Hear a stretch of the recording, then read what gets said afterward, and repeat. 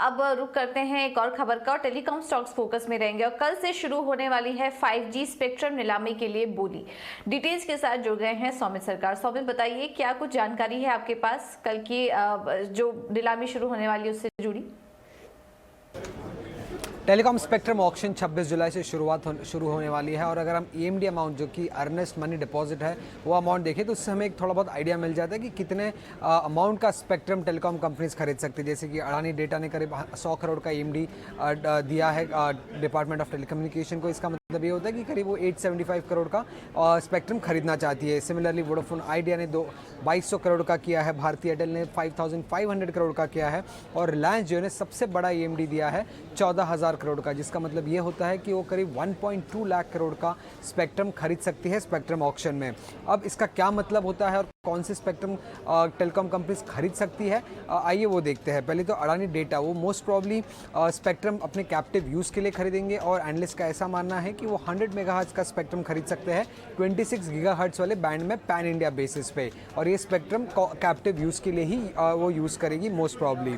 Vodafone idea की अगर बात करें तो यहाँ पे दो चॉइसेस है। या तो कंपनी 50 मेगाहर्ट्ज़ का स्पेक्ट्रम खरीद सकती है 3300 टू 3600 मेगाहर्ट्ज़ बैंड में, एंड 400 मेगाहर्ट्ज़ का स्पेक्ट्रम खरीद सकती है 26 गीगाहर्ट्ज़ वाली बैंड में, और ये पैन इंडिया बेसिस पे हो सकता है। दूसरा ऑप्शन कंपनी के पास ये भी है कि वो थोड़ा ज़्यादा स्पेक्ट्रम खरीद ले बट लिमिटेड सर्कल्स में, जैसे कि 60 megahertz spectrum in 3300 to 3600 megahertz band, और 500 मेगाहर्ट्ज़ का स्पेक्ट्रम 26 गीगाहर्ट्ज़ वाले बैंड में, बट ये सिर्फ 17 की सर्कल्स में कंपनी खरीद सकती है।